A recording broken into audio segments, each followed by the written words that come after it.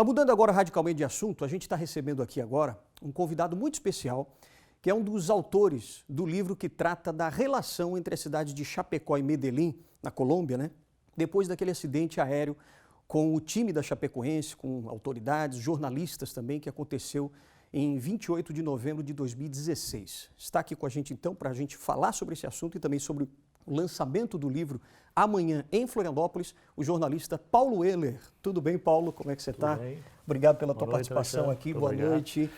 Agora, a inspiração, claro, a gente sabe que o livro ele retrata, narra um pouco o que aconteceu realmente naquele fatídico dia, mas acaba também trazendo uma série de lições, né? Por que vocês se inspiraram e como é que surgiu essa ideia do livro?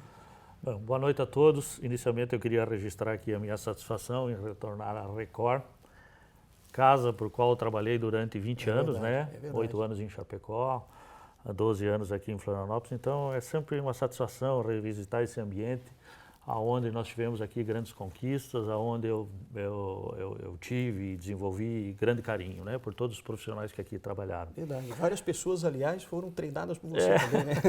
Então sempre é uma satisfação muito grande revisitar esse ambiente, né? Sem dúvida, sem dúvida. Foi aqui que a gente trabalhou, criou e venceu inúmeros desafios. O livro, depois que eu me desliguei da Record, se tornou também um desafio a partir do acidente da Chapecoense. Eu tenho uma relação muito estreita com o prefeito Luciano Buligon. O livro é escrito a 4 mãos.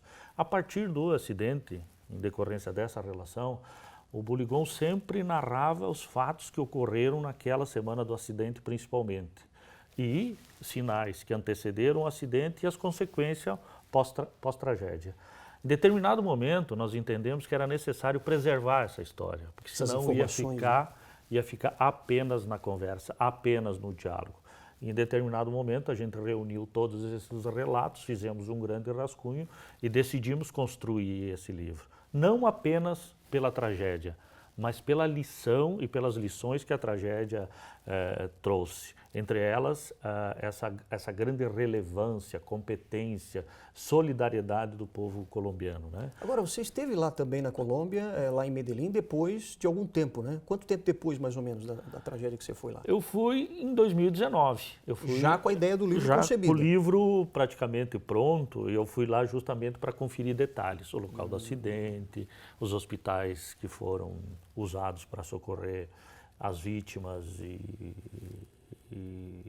também o Instituto Médico Legal, visitei a prefeitura, o aeroporto, enfim, os pontos onde aconteceram e que tiveram relação com a tragédia, né? Então a gente foi lá fazer um checklist de todos esses locais. Eu estive no local do acidente, subi no morro lá, fui a Cerro Gordo, visitei alguns agricultores em torno do acidente, justamente para conferir todo esse sentimento, né, que aconteceu no dia da tragédia.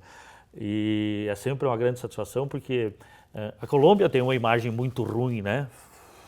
Perante ao mundo, em decorrência do narcotráfico, cocaína, Pablo Escobar e tal. Mas a Colômbia tem um povo que é fantástico.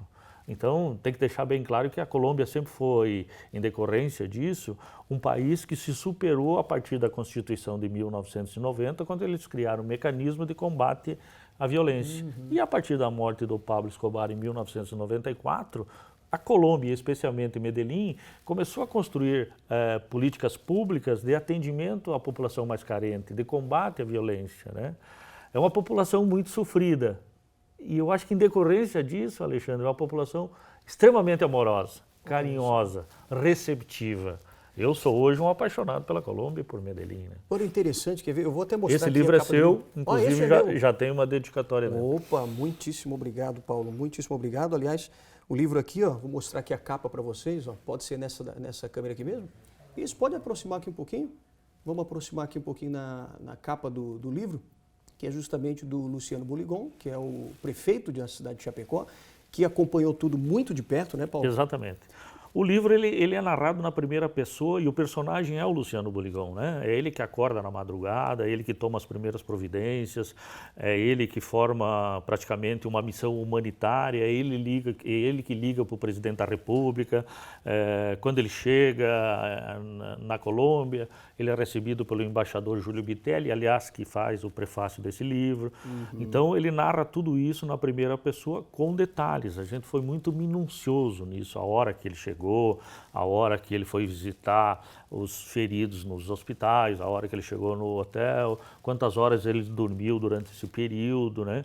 Então é uma narrativa bastante intensa, né?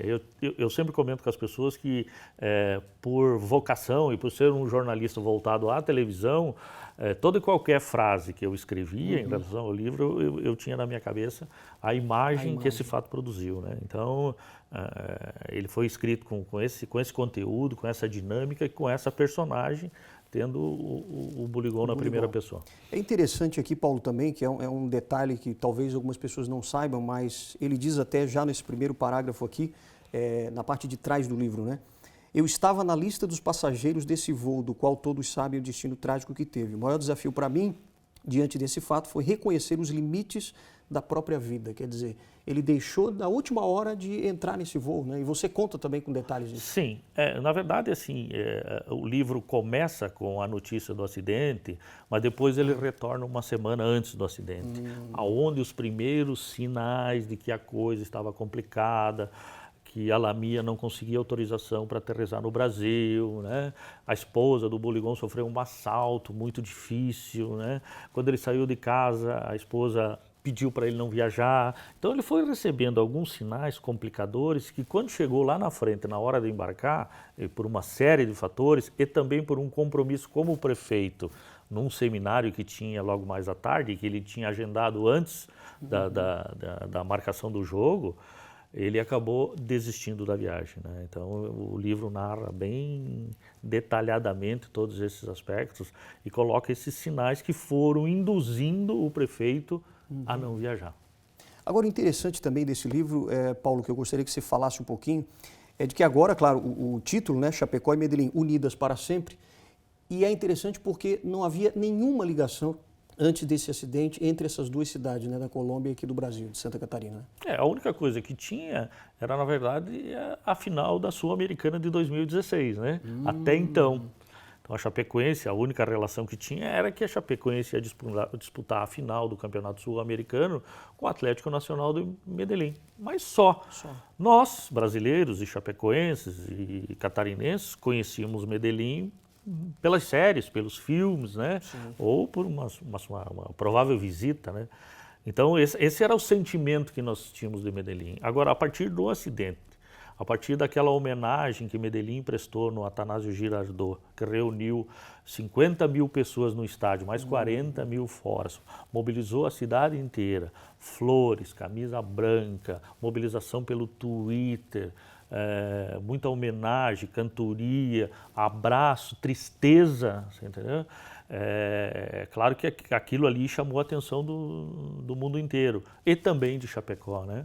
Então, a partir de todos esses acontecimentos de Medellín, que aconteceu em Medellín e na Colômbia, existe também um sentimento que a Colômbia melhorou muito a sua imagem fora da Colômbia, né?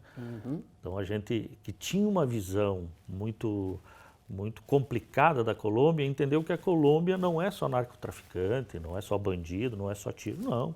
A Colômbia tem amor, a Colômbia tem fraternidade, tem negócio, tem economia e tem uma gente maravilhosa, né, que foi extremamente solidária no momento de maior tristeza para a cidade de Chapecó. Chapecó chorava e tinha em Medellín um ombro para esse choro. Que coisa. E olha, o livro aqui, para quem quiser conferir, né? O livro Chapecó e Medellín Unidas para Sempre, autoria do Paulo Heller junto com o Luciano Buligón, que é o prefeito de Chapecó. O lançamento vai ser em Florianópolis amanhã. Exatamente, vai ser amanhã nas livrarias catarinenses e do Shopping Beira-Mar, às 19h30. O Buligón também está se deslocando para cá. Nós estaremos amanhã recebendo os amigos, os torcedores, né? O pessoal interessado nessa leitura, também. Os telespectadores também. Então, a gente está convidando para comparecer amanhã nas livrarias catarinenses para a gente trocar uma ideia, conversar, enfim, difundir essa obra que precisa, acima de tudo, ser preservada. Então, Livrarias Catarinense, amanhã a partir das 7h30 da noite. 7h30 da noite. Maravilha, no Shopping Beira-Mar. Paulo Heller, mais Satisfação. uma vez, satisfação é minha aqui, né? Obrigado. Ter você aqui Muito no obrigado. nosso, Muito obrigado no a nosso todos. sofá. Tá, muito obrigado, obrigado. beijo e até a Obrigado. próxima, hein? Até a próxima. Até a próxima. Obrigado, Tchau, tchau. Paulo.